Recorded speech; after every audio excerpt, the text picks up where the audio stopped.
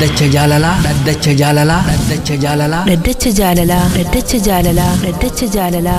Warra dhugaan wal jaalatu. Warra karaa halaalaatiin walitti daamee bultii jaarrate. Warra jiruu gaarii jiraachuu jiruutu wal himata. Himataa fi himatamaan yookiin ammoo himattuu fi himatamtuun dhaddacha irratti dhihaatanii jiru. Abbaan murtii kennuuf qophaa'ee jira.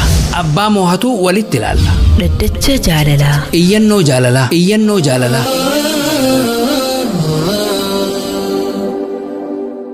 Dooseen jaalalaa banamee jira. Ani iyyataa jaatu qabaan jaama. Iyyannoon kiyyaas akkasii gadi kana. Haati warraati jaalatamtuun bareeda ija kuulaati. Gama bareedina fuulaati ana biratti fakkaattuun qabdu. Haala amalisiitis waan itti hafe hin qabu. Walumaa galatti toltuu haala amalaati jechuun hin danda'a.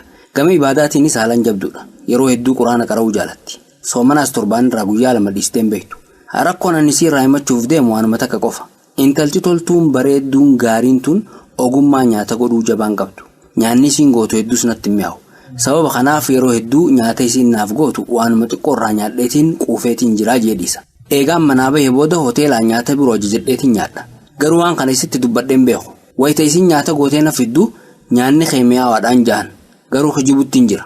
Tanaafin iyyannoo kiyya qopheeffadhee gama dhaddacha kanaa dhufe. Abbaan murtiitis iyyannoo kiyya kana ija shari'aa islaamaatti ilaalee murtii haqa akkanaaf murteessu kabajaaniin gaafadha. هي زوجتي عنوانها عنواني وحبيبتي بستانها بستاني. Hayyee fariyaa iyyannoo kana gama abbaa murtii osoo hin dabarsin yaadarra qanitu qabda.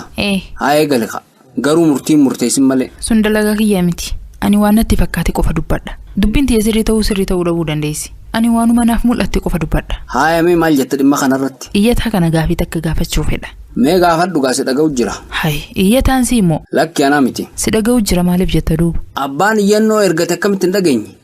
Murtii abbaa murtii dhaga'uuf nu dhaggeeffachuun isaa beekamaadha. Sun dhugaa. Dhugaatti isaa bulchuuti mee gaafiin ati isa gaafattu maali? Iyyataan kun nyaata godhuu beekaa? Inni mataan isaa moo? Inni dalagaa meeqa dalaga? Akkam? Ala bee hojii alaa dalaguu fi nyaata godhuu keessaa kam dhaqqaba? Ani nyaata haa godhuu yoom jedhe? Duuba maal jette? Inni nyaata godhuu beekaa jedhe malee. Nyaata godhuu beekuun isarratti dirqama? Dirqamaa miti. Garuu beekuun faayidaa guddaa isaaf qaba. Mee akkamitti? Jaartiin isaa tun ilma namaati. Ni dhukkubsatti rakkoo adda addaatiif saaxilamuu dandeessi. Yeroo isiin nyaata godhuu hin dandeenyetti maal ta'a? Hoteeluma bitaga? Yeroo hunda hoteelaa bituu wayi taate? San jiruun namatti hin dhiistu. Akkasi. Garuu wanti an jechuu barbaade kanaa miti. Nyaata godhuun ogummaa guyyaa keessa argatan malee waa wajji dhalatanii miti. Tarii inni shaayii danfisuun beeku ta'a. Akkuma inni ogummaa nyaata godhuu hin qabne kana isiinis ogummaa san dhabuu dandeessi. Ammas waan birootu jira. Nyaanni isiin gootu mi'aawu jechuun duratti naannoo isiin irraa dhufte beekuun dirqama. Fakkeenyaaf dubartii baadiyyaa yoo taate nyaata aadaa akka gaariitti beekti ta'a. Ammas dubartiin nyaatuma naannoo isiitti beekamu qofa dalaydi. Akkuma dubartiin magaalaa nyaata warra baadiyyaa godhuun beekne dubartiin baadiyyaattis nyaata warra magaalaa godhuun beektu. Kanas xiinxaluu qaba. Sun dhuga. Ati har'aa bukaatoo dubartootaa taate fakkaata. Duuba hoo akkamitti hin taane? Hayyee gaarii goote amma gama iyyannoo lammaffaa ce'e. Iyyannoo lammaffaa. Ani iyyattuu naatu qaamaa jedhama. Iyyannoon kiyyees akkasii gadii kana. Badhaasa rabbiin kiyya na badhaase keessaa guddichi abbaa warraa kiyya. Inni anaaf waa hunda naaf ta'e. Yeroo gadduu isatu na bohaarsa. Yeroo gammadu isatu daran na gammachiisa. Daqiiqaa takkaafis dallansuu tiyya arguun fedhu. Abbaa warraa kiyya gaariin kun ilma taajiraati. Haadhaaf abbaan isaa qabeenya gahaa qabu. Garuu guyyaa takkallee qabeenya isaanii irratti hirkatee hin beeku. Waan isarraa haalaan na gammachiisu keessaa inni tokko kabajaa inni maatii kiyyaaf qabu. Keessumattuu ummaa tiyya haalaan jaalata. Rakkoo isii dhagahuu hin fedhu. Haadhaa fi abbaan isaa qabeenya gahaa waan qabaniif inumaa inni yeroo hedduu ummaa tiyya bilbilee dubbisa. Yeroo garii bakkaan hin jirretti itti bilbilee haasofsiisa. Yaa ummaa tiyya yoo rakkoo qabaatte naaf himi jedhaan akkasitti gaafatee waan isiin rakkatte hunda gargaara. Gaafa tokko ummaan tiyya haajaa wayiitiif mallaqa barbaaddee na gaafatte. Yeroo kanatti jaarsi kiyya rakkina mallaqaa akka qabu waan beekuuf rakkoo ummaa tiyyaa tana itti himuun feene. Yaa ummaa tiyya amma nuti mallaqa gahaa hin qabnu. Yeroof mallaqa garuma birootii barbaade jedheeni telefoona cufe. Guyyaa muraasa booda dubbii tana jaarsi kiyya nama biroorraa dhagahee hedduu natti dallane. Akkamitti rakkoo isii na dhoysita? Yoo mallaqa dhabnes nama biroorraa fuunee erguufii qabna malee akkamitti isii hongeessina jedhee naan lole. Dubbiin tun hedduu natti ulfaatte. Silaa rakkoon ilma namaa hin dhumtu adaduma ummaan tiyya mallaqa barbaaduun mallaqa fidi jechuun natti ulfaate. Gama birootiin jaarsi kiyya rakkoo ummaa tiyyaa akka isa dhoysuun fedhu. Waa hundaaf mallaqa ergi jechuun tun way jaalala inni ummaa tiyyaaf qabu hir'istee jedhee sodaadhe. Gama kaaniin ammoo rakkoo ummaa tiyyaa isa dhoysuunis waan hin taane. Jaarsi kiyya natti dallana. Dubbii tanaaf furmaata dhabnaan iyyannoo tiyya qabadhee gama dhaddacha kanaa dhufe. Iyyannoon tiyya kanuma. murtii abbaa murtii eeggadha. هي زوجتي عنوانها عنواني وحبيبتي بستانها بستاني. Hayyeemee yaada maal qabdaa asirratti Muhammad? Tun dubbii jajjabduudha. Amma Rabbiin jaarsa gaarii akkanaa si badhaaseen ja'an. Hayyeen nuti yaada keenyaa asumatti gabaabsinee gama abbaa murtii dabarsina. Iyyannoo jaalalaa.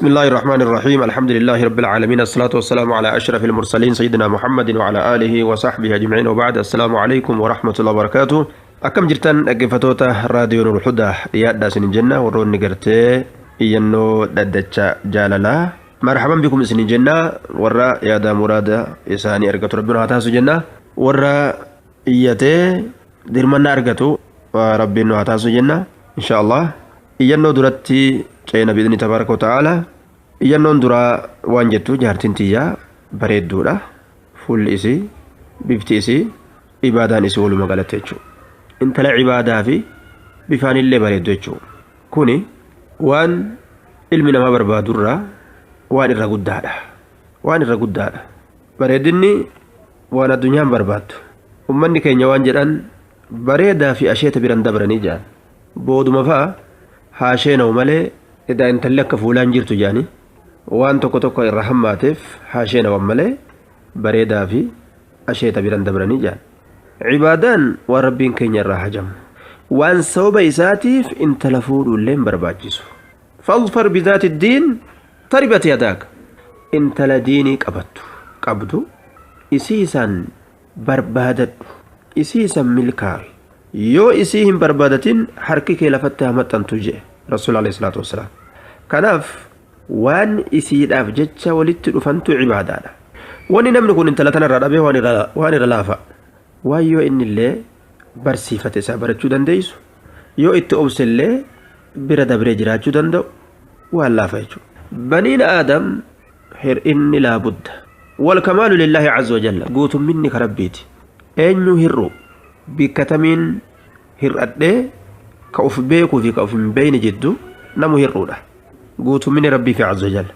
كان أفنى بن كنيا عليه الصلاة والسلام مالجأن لا يفرق مؤمن مؤمنة قربا مؤمنة انت لمؤمناتك أكن جبنه إن كره منها خلقا رضي منها آخر حديثة من مسلم أديس يو حالتك إراجب حال برو إراجالة هاجئ إيقوم إسلامنا أباتي ربي إسا فارفتات مجراتشو برباتشس حالتك يوجب بيتك الرجالة تجي وهما مؤمن ما قبدون أكن جبن جي رسول الله عليه الصلاة والسلام كان فجبون كبو جبه فتشو كبها جنة هرين سيد أوان الرأرقى أبصافي قرصافي سبري إسا برباتشس يجو كما إيانو لميس دبرا إيانو لميس تودا وانجتو يارسكيا نما غاريدا نما كبجا ورقي يافقبو haadhatii yaaf qabu jette gargaarsa haadhaa jaalata kuni jaalala dhugaati namni sun isii jaalata jedhama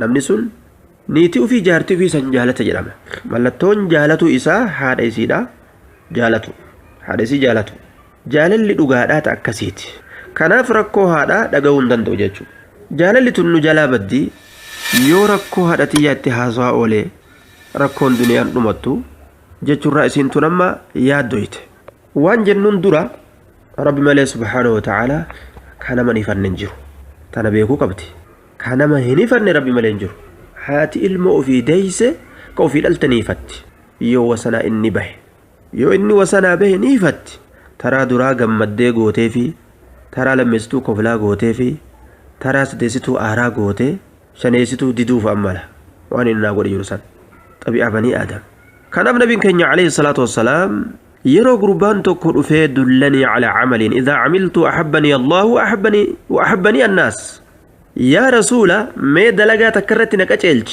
يرو دلقا سندلقك الله النجالة كإلمنا مات اللي النجالة وجه رسول في قافت وانجل النبي كان عليه الصلاة والسلام ازهد في الدنيا يحبك الله وازهد فيما عند الناس يحبك الناس حديث إمام ابن ماجه في نموني برو سند قاري لانو ديسان دنيا كي ستي قبابا دنتا نبي ربي سجالتا يرو تربي تيفتا دنيا ولي تلفت تا دنيا اجمد ديساني eeyoo azaanni gahe suuqii kee cufituma salaata fiigi jechuu bar ooyiruu teetillee hojii achuma dhaabi wama itti jirtu waan duniyaa hunda achitti dhaabi hogguuta rabbii dhufte jechuudha kenni ammas yeroo gartee kenna rabbii sirra barbaadamte dantaa dhabii gabaabbadhu kajeellaa xiqqeesse duniyaa keessatti rabbi si jaalata wazaadi fiima cinda annaasi yuxibbuka annaas waan nama bira jiru keessatti gabaabbadhu dantaa dhabii kajeellaa xiqqeesse namni si jaalata jedhe duniyaa namaa irraa uf qusadhu namni si jaalata waan jedhan duuba ilmi namaa kun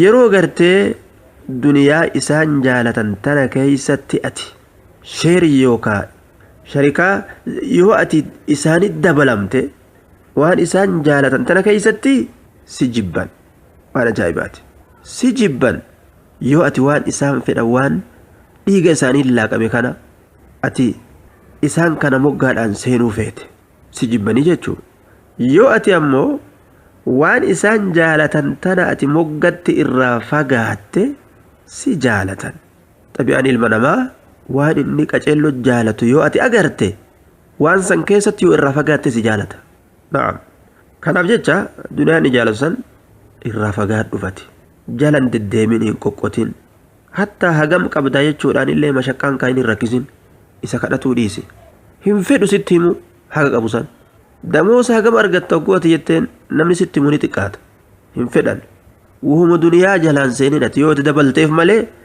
isii san beekuu fi jalaa hir'isutti seennaan si jibbe ilmi namaa jechuudha rabbiin keenya subhaanahu wa ta'aalaa ammoo yoo ati isa kadhatte si jaalata waan jedhe shaa'iriin tokko laa tas'alanna banii aadama haajatan was'ali alladhii abwaabuhu laa tuxjab ilmuma namaa haajaa takka hin kadhatin rabbii balballi isaa hin cufamne ka hin ajjabamne san kadhadhu jedhe الله يغضب إن تركت سؤاله وترمنا آدم حين يسأل يغضب ربين يرواتي سكرت شوني استي ندلل وانا جايبا علمنا ما يؤتي سكرت أمو ما فنا كرت هيراف آرا ربي يؤتي سكرت شوني استي آرا ما نكرت شو أبي يجوراف كان في علمنا ما كان فكاتا حسن البصري وانجل لا تزال كريما على الناس ولا يزال الناس يكرمونك ما لم تعاط ما في أيديهم ilmi namaa yoomuu kabajamaa ta'u irraa hin deemu waan harka namaa keessa jiru hin barbaadiniin فإذا فعلت ذلك استخفوا بك يؤتي وان harka namaa kana barbaadde nama haffalli waa keessa jira silaalan وكرهوا حديثك وأبغضوك حاس وكيد جبا سوجنا سو جبا سما كان وني جبا كان بالرفقات وجو وان جنون بوليتي تنجان يو كدان يو كبرباجي أماتي حساب الركهد ما تتاتي haga jibbamu takka haga tabi'aan nama balfu yookaan nama dadhabu takka yoo ta'e ati ni beeyta hangam takka isiin yoom hangam takka haajaa godhatte hangam takka barbaaddi waan tabi'aa ilma namatti jibbamu yoo gahe uf qusataa jaarsa kee qusataa akka danda'amuun deemta akka jibbansi sun hin dhufne jechuudha waan ammoo nama jaalatamaa jaalatan ka jaalalli isaa sun onnee namaa keessa dhugumaan jirtu ka haajaa isaa san haga danda'aniin baasuu danda'an kadhatanis itti udirqanis waan akkasii tagra bushinaa naman oofne yookaan gama hokkinaan oofne ta'uu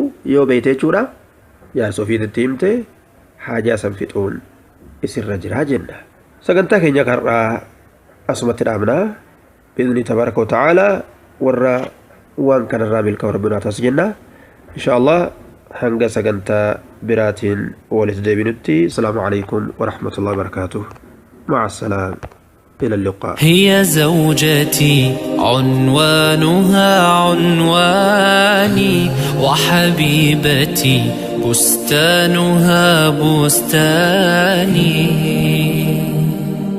ورفيقة العمر الذي أيامه في بيتها أزكى من الريحان